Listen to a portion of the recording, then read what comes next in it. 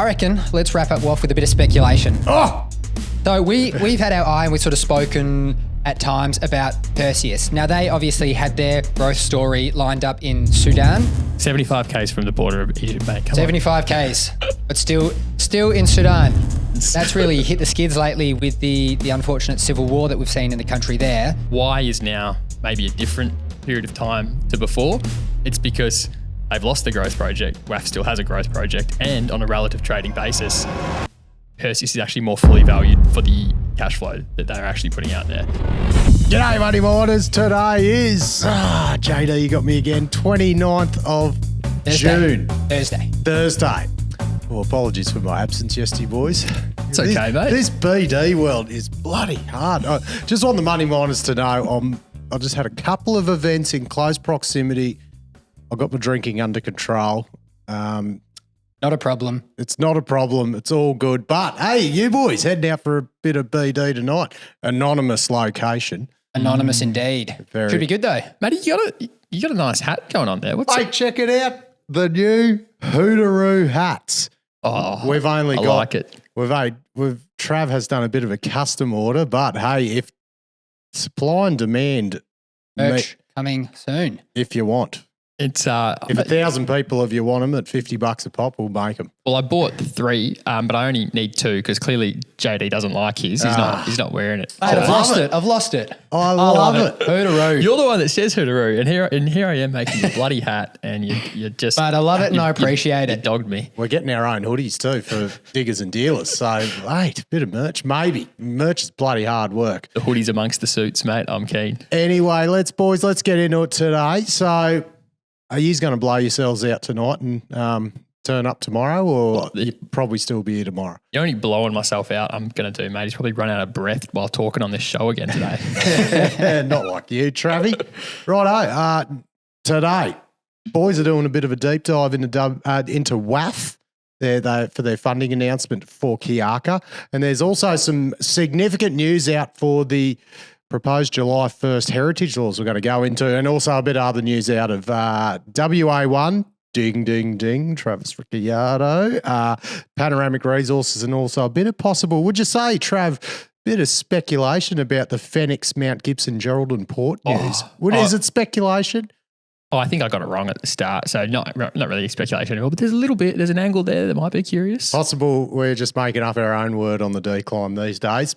Right, let's get into it, boys. Now, okay, doing a bit of a July 1st thing. It's just a summary, but there was some significant news out about it yesterday. So, You've been talking to us about this for ages, Matty. Yeah, and we haven't. We're going to try to do a deep dive. We're actually trying to get a hold of some people from the TO side and the company side, and we haven't delivered. Sorry, I was give a bit of context. Some people might think, what on earth are we talking about? July 1st heritage laws. Okay, so what was going to so essentially yesterday, WA Premier Roger Cook announced that the new heritage laws that were proposed for 1st of July have been, which was 2 days from now, are now going to be essentially delayed by a year, smoothed out, delayed, and I'll go over what they were and where they've come about. So it all come about after the Rio Tinto blew up that Jucan Gorge in 2020, and then from that was just and we'll go into why, the fact that it was approved.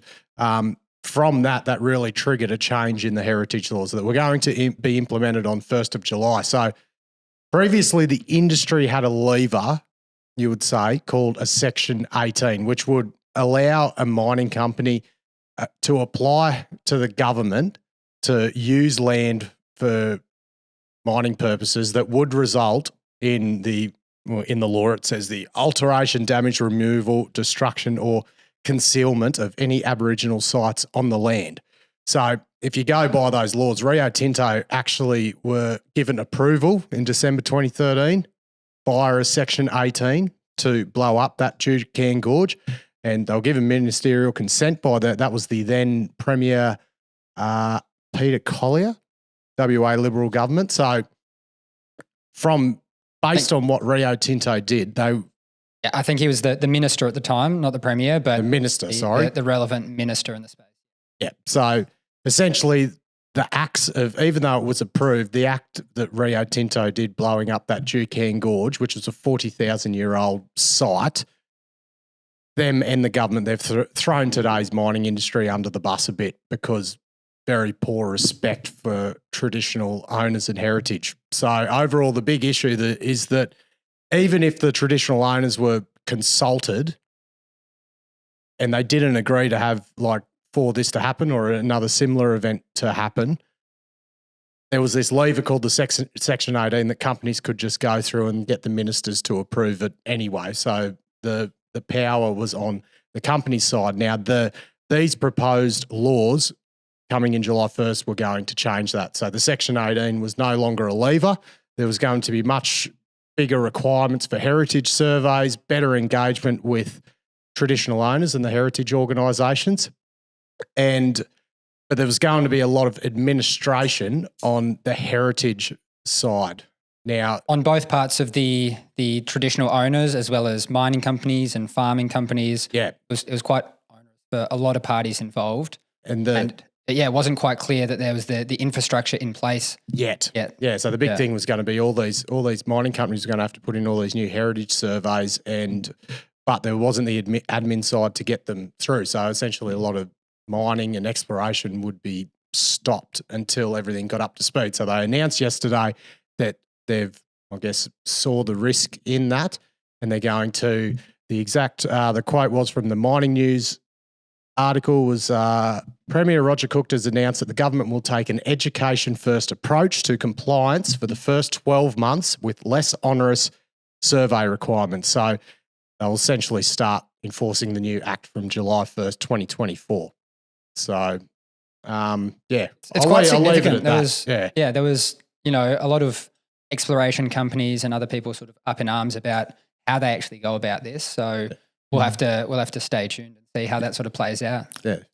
And it comes from the act, that act by Rio Tinto blowing up Duquesne Gorge. The flow-on effect from that to the rest of the industry today is the big issue. Yeah, from what I was reading towards the tail end as well, I think there was a bit of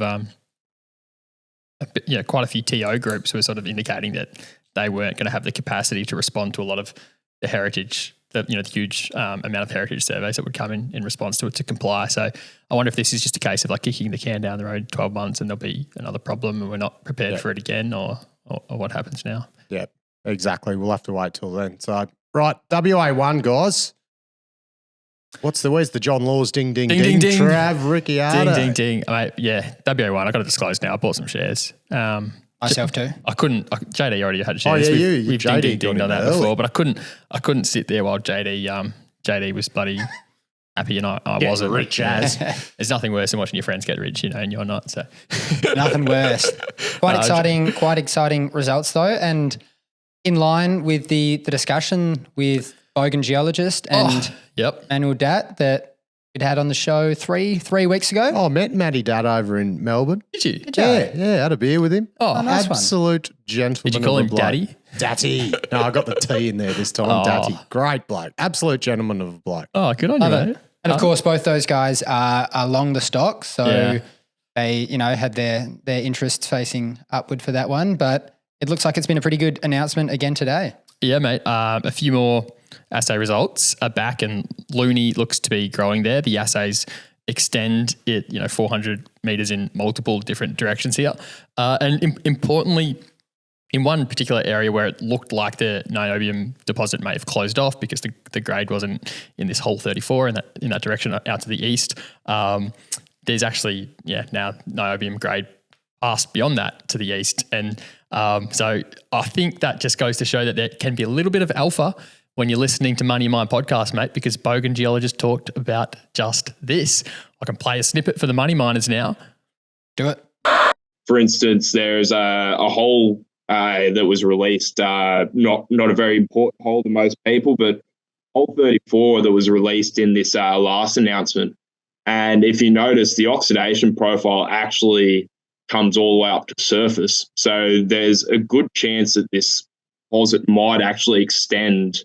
How does that work, Bogan? I'm not a bloody geo, but I think from my memory, hole 34 sort of come up down from a niobium oxide perspective, but you're saying that the deposit could extend further out that way. How does that work? The regolith, so the transitional zone material, and the fresh material comes too close to surface there. So it's a case of it being too shallow to actually host that oxidation profile. What we're primarily looking at here is having that oxide blanket extend and be in that, as I just said before, that Goldilocks zone. Big bogan. All over it, the man with the crystal ball. He called it, mate. He called it. And, it's an interesting thing because that very point was something that a fundy I was talking to about the stock hadn't actually picked up on himself. So the Twitter pseudonyms, mate, they're all over it and can provide the money miners alpha. And the team at WA1, they put a great cross-section in which sort of demonstrates this, doesn't they? So you can see it sort of extending and then it's sort of getting thinner with that hole where you couldn't quite get the niobium hits, and on the other side continue again. So that's their obviously quite an early stage interpretation. Yeah. We'll see where it goes from here. Yeah. This announcement follows George Ross, the analyst, he initiated on the stock this week, and he also put out a note on the niobium market as well. He calls it the super metal. Love that. What's old George at Argonaut got? It's like a $11 price target. I think it's $10. I think it's $10. Touch over $10. Yeah. Yeah. Super metal reminds me of like the marketing for superfoods, the acai berries. So hopefully niobium can be the acai berry for me, mate. One last thing, I quite like the modest approach that the management here has to the marketing, and especially in the way, they look at the title of this ASX release. They title it West Arunta Project Luni Assay Results. There's nothing promotional about that one, Matty. And we see Look at Trav really finding the good in companies these days. I love it. Well, I love that. Is that because you're a shareholder, Trav? Of course, yes. Ding, ding, ding, mate. But, they're not promoting themselves, so I got to do it, right? So, and we see that kind of modesty in all of their ASX announcements. It's a pretty vastly different approach to what you see in other corners of the market right now, especially in that junior end, Matty. And to me, it comes across as though management are extremely cognizant that this is a high risk security. Even go back to their discovery announcement in October last year, do a control F for significant discovery. It's not there. And I think what management know that it all hinges on MET, right? And they aren't, I think they're a bit averse to playing it up until they have a bit more clarity there. For example, Linus is sitting on the second highest grade niobium deposit per a chart from the WA1 announcement, but they can't process it because the MET's not good. So I think they're just keeping it calm and not playing it up because they don't want people to get too excited and it all goes to shit, which I appreciate. Very good. Right, Panoramic, guys. We spoke about them a couple of weeks ago. We did, mate. It wasn't a great announcement when we spoke about it a couple of weeks ago. So obviously they've got the Savannah project up in the Kimberley, and what they flagged a couple of weeks ago that they'd had issues at their processing plant. So that's specifically related to the filter press pressure plate, and they'd put a few photos in it, and there'd been a bit of a crack in it. They tried to weld it up, but they weren't able to come up with a sort of functioning short-term solution there. And that was essentially the last stage of the processing plant to filter the concentrate. Yeah, after your crushing, grinding, filtering and all those sort of steps in the processing. Yep. So today's announcement, touching back on what they'd said a couple of weeks ago, they flagged at the upper end that it would take 6 weeks before that newly ordered piece of equipment will be in the Kimberley. Well, and 4 to 6 for manufacture to installation. Exactly. So today they've just said they were sort of unsuccessful in trying to put together any additional sort of short-term possible solutions to getting everything up and running again there. So I think they were trying to refurb the original one again, which was going to take 2 weeks, but they've deemed it unsuccessful. Exactly. So not entirely unexpected, but nevertheless, it's not a great announcement on the company's part. They also flagged that they've recommenced processing of the stockpiles they've got, and they'll just try and hit the ground running when things are back up and running. The very last line of the announcement stood out. So something we flagged a couple of weeks back is that when the processing plant at a facility like this doesn't work, you aren't able to create that paste. You can't really continue operations as normal underground. Obviously, your area of expertise, Matty. So what did you sort of take away from that and that step in the announcement? Well, I thought it was a pretty positive thing to come out today that they said that, well, I'll go, and the actual time frame's pretty positive too, I think. Like they've said, we said, look, the mill's down, they won't be able to produce tailings, so they won't be able to paste fill underground, but they actually started processing mineralised waste to now create tailings, which was then fed to create the paste fill. So mineralised waste is essentially waste that contains sulfide, so you can't actually put it on the waste dump because of the sulfides, because they can create acid. It needs to be on on the ore part of the mill, but it hasn't got enough ore in it to process. But they've obviously crushed it up and made paste out of it, so that's good. So they've still been paste filling, and then they've got an intermediate filtering solution that they said has worked. So they're now transitioning to high grade and mix of high grade and low grade. So look, that's a good thing. They got paste going. Time frame wise, their initial announcement was 14th of June, and they said 4 to 6 weeks for manufacture and installation of that new plate. And they were a bit more specific in today's announcement about when that's going to come. So they said first week of July. Yeah, so you'd assume they've sort of paid up to get that one. I reckon they've expedited, but 100%. Which I'm sure they'll make back in downtime. But look, on the old timeline, it was going to be between 12th and 26th of July, and now they've said it's between the 1st and 7th. So that's. But we'll have to see. That's when they'll get it. If there's a sort of ramp up period, or all if it just hits the ground running. We'll sort of. They said wait there was and a see. commissioning, but the old announcement said to installation, so it didn't include commissioning. So, and then there was also another interesting comment, which would be a bit of underground 101 for people. They said they stopped firing stopes underground because, so they said no major stopes have been blasted or carried out in the past 2 weeks to mitigate excessive oxidation of ore stockpiled on the surface. So what happens there is, because this is a sulfide ore body, like, a lot of nickels are nickel sulfide ore bodies. So when they bring that to the surface, and especially if it rains, like that ore, if it just sits there, the water promotes oxidation of the sulfides, and then that's when they weld back together. So it's called 29 metals. Yeah, it's called cooking the ore. So that's, and same thing happens if you're because you're not supposed to water down significantly sulfide dirt, because the water promotes the oxidation if you don't bog it straight away.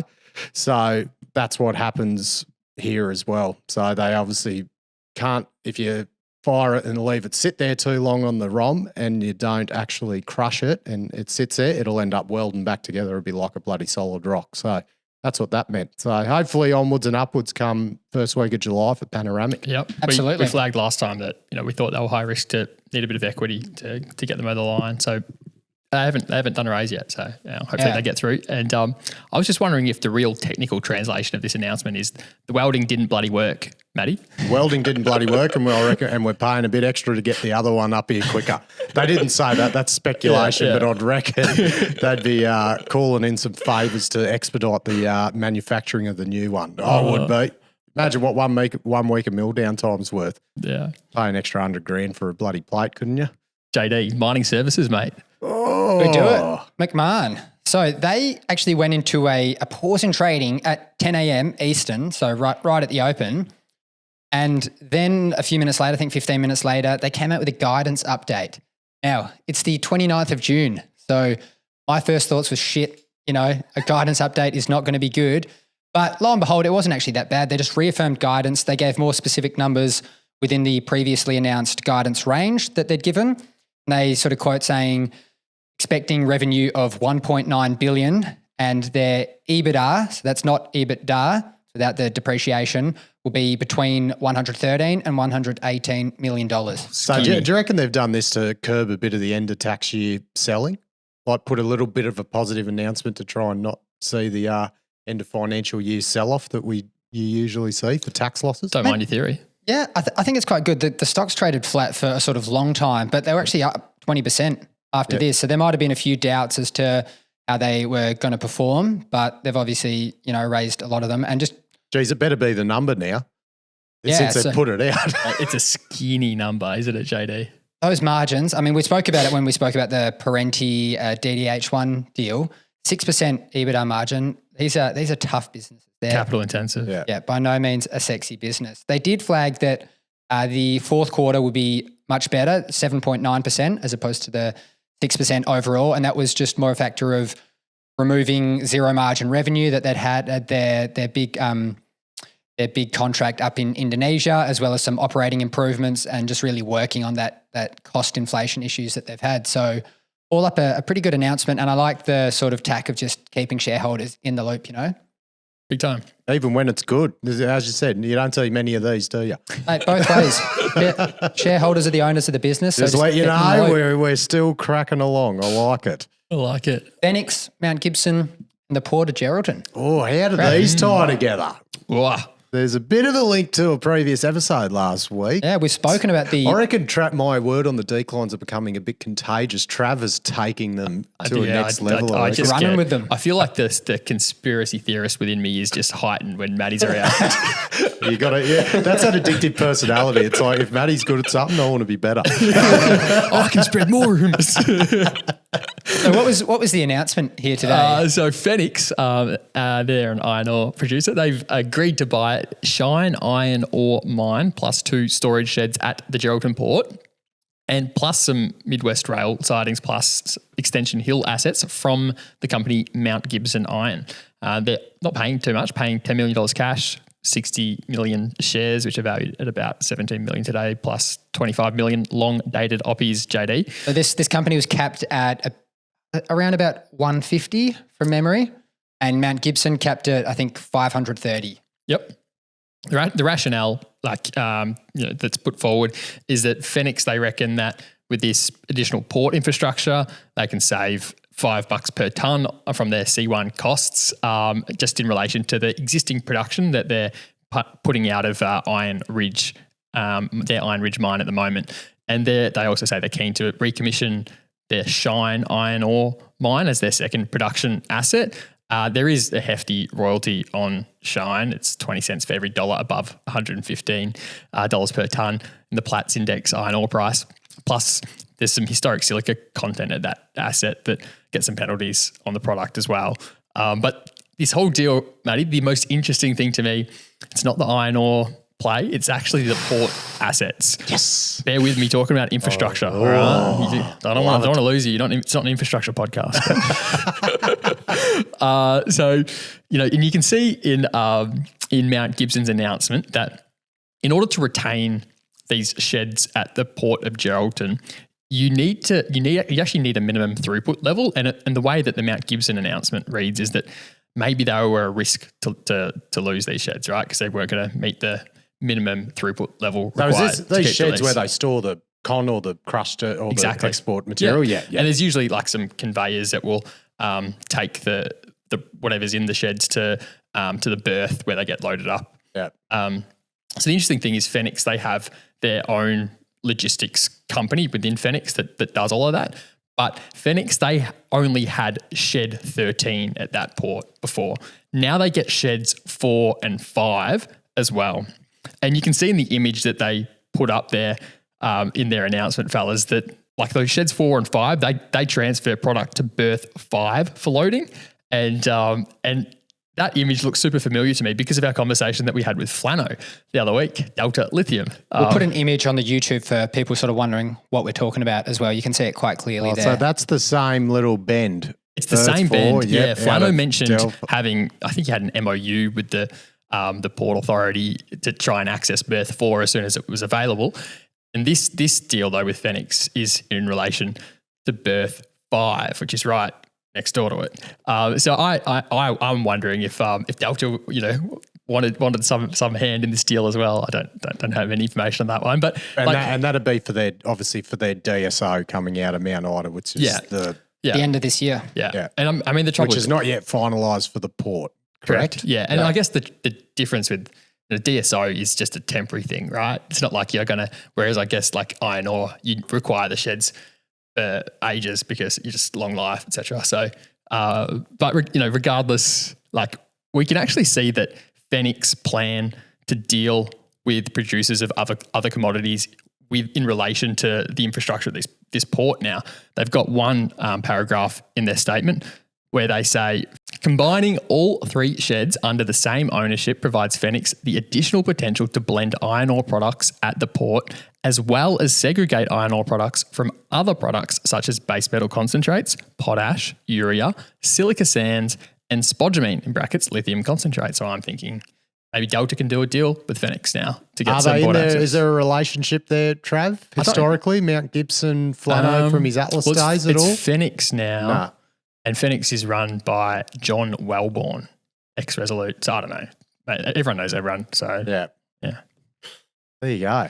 Nice, Trav. Stay tuned. Oh, geez, we should start having bets on our word on the declines. Which one? Who's going to get the first one to come true? Oh, God. Which one of mine do you want to pick? Right, boys. WAF. West African. West African. Secured the debt funding. Good company, I reckon. Good operators. Good operators. Like you compare it, you'd say the African Capricorn, I'd say. They've had good success over there. Yeah, they've had a good run. So but the valuation's very different because it's got the African discount. It sure does. So there's been a bit of an overhang on the stock for a little while now. So today's announcement that they've secured funding for Kiaka is actually pretty good news. So they've obviously got the Sanbrado operation, like you said, in Burkina. This is a pretty strong performing, cash generating asset. It's been in production for a few years now. And you then have this Kiaka. So they bought this off B2 Gold not too long ago. It's actually not too far. I think it's 50 odd kilometers from Sanbrado, also in Burkina. And this for the company was their sort of growth story. So people had been wondering, like in the share market, investors are always sort of wondering, where's the growth going to come from? And this was it for West African. So they're anticipated to go to about 400,000 ounces a year once Kiaka was up. Yeah, that's still the plan. Yeah. That's still the plan that Richard Hyde, the CEO, has for the company. So you then get the question marks when you have this new asset, how are you going to fund it? Now, they'd been generating a lot of cash and they'd been pretty adamant that they were going to fund this from cash flows and debt. But there was the sort of question mark that, maybe they need to raise new equity. There were some questions out there. I always found that a bit strange because you could see how aggressive they were on the debt component in funding Sanbrado. So yeah, roughly 80-20 that one. Yeah. So it always just seemed a bit strange to me that the market would have thought that they would want to introduce equity into this. Yeah, and there's likely a few reasons, not just the one reason why there'd been a bit of an overhang and they'd been trading at a steeper discount, which we'll get into later. But that, I think, was certainly one of them. So these negotiations, they took a bit longer than anticipated to wrap up, actually about 6 months or so longer than anticipated to secure this financing. But in the meantime, with the strong performing asset, Sanbrado, which is unhedged, so they're getting the full appreciation of this great gold price at the moment, just really producing a lot of cash. It puts them in a pretty good balance sheet position to negotiate.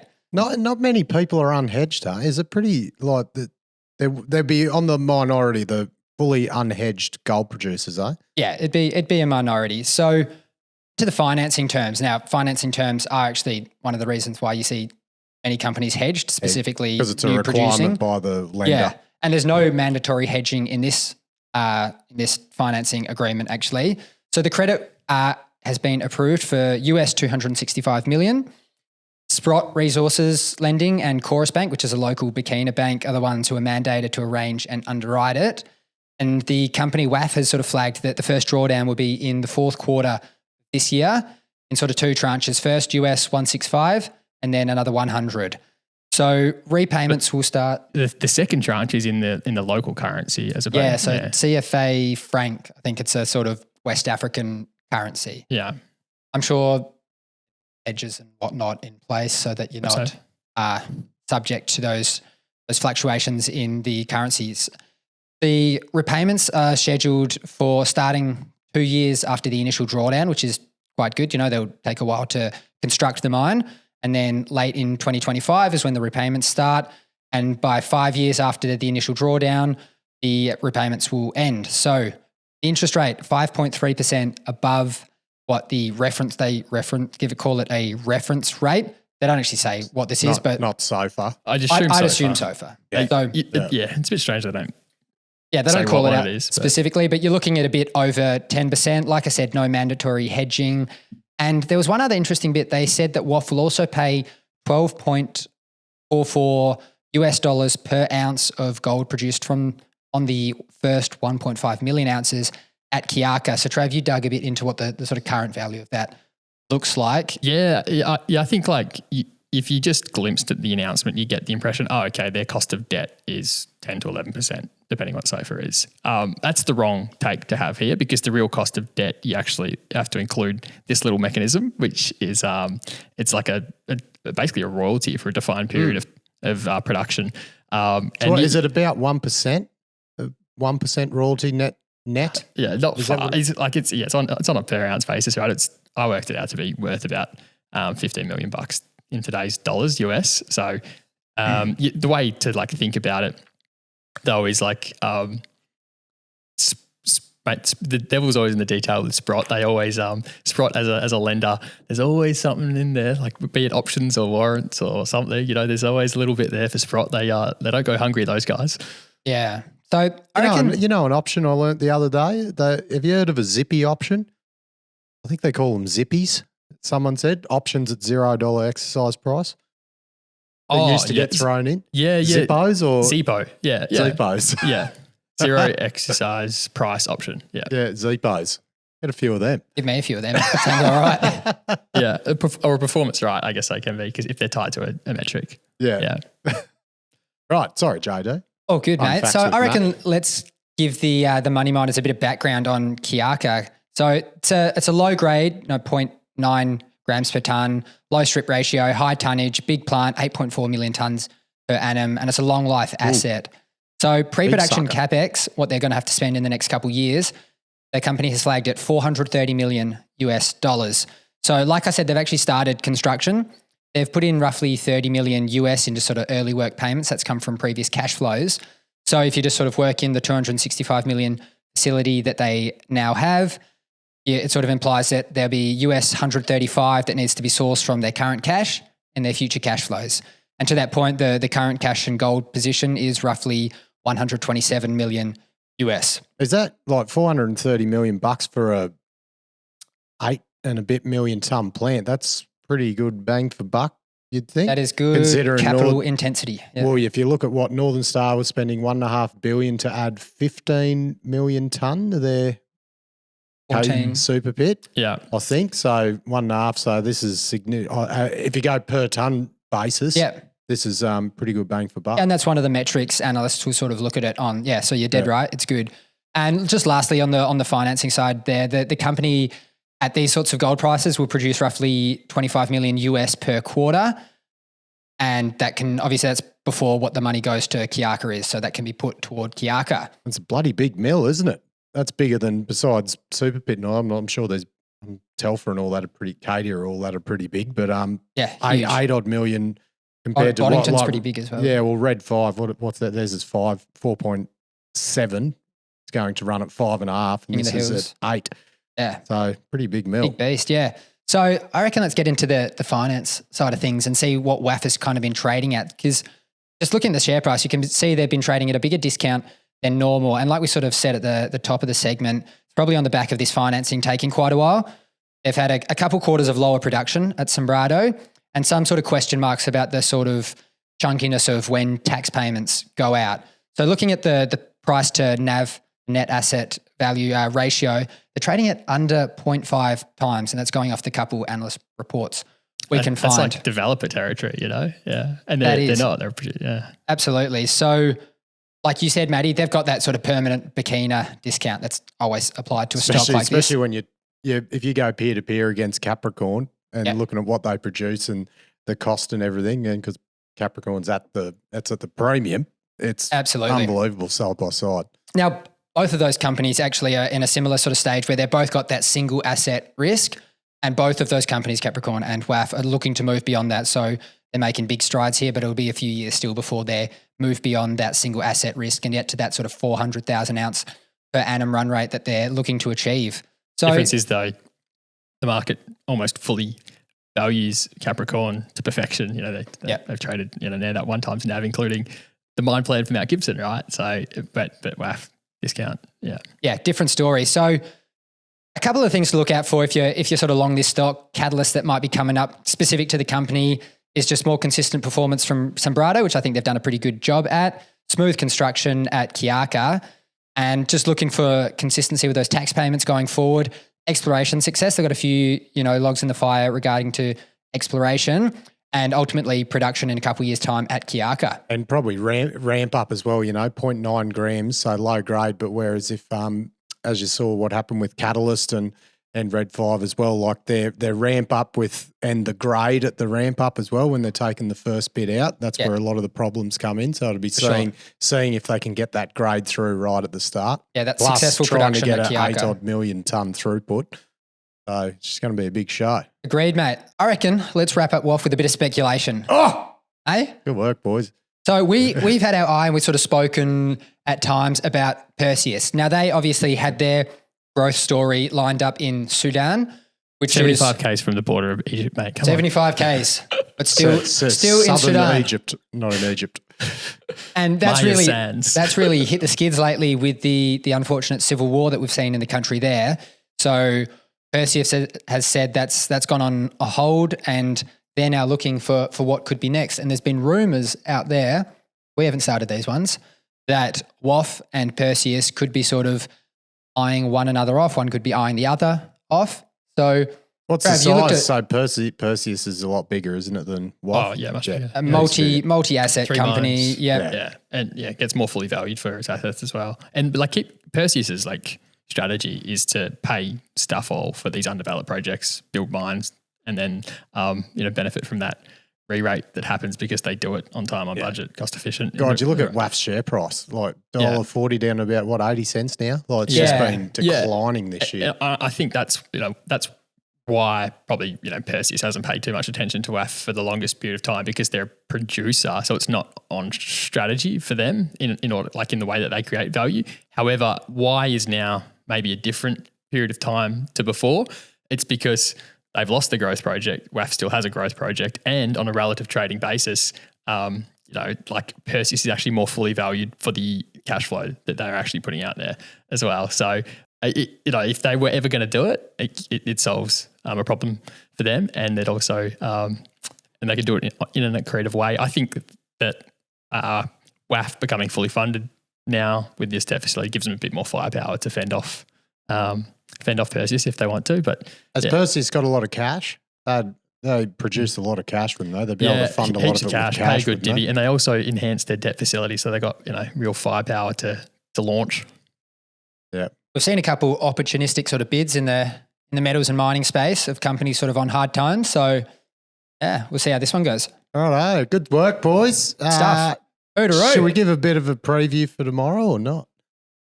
Or a surprise? Yes. I think it's a pretty good one. We've got another interview in store for the Money Miners. Do you know what? Speaking of African gold, it's kind of a good segue, because that's where the roots of the guests that we're having on really start, which we're going to uncover in a long form interview with a fund now that has sort of got a bit of a colourful history in Australia, involving some assets that Evolution acquired. So this fund is now pretty active and looking at battery metal stuff. I'm not gonna drop the name of the fund, but not an Aussie domiciled fund. We will get an Aussie on the blower, but yeah, we won't have an Aussie main speaker. Good little teaser, hey? Awesome. Hoodaroo, guys. Hoodaroo. The information contained in this episode of Money of Mine is of general nature only and does not take into account the objectives, financial situation or needs of any particular person. Before making any investment decision, you should consult with your financial advisor and consider how appropriate the advice is to your objectives, financial situation and needs.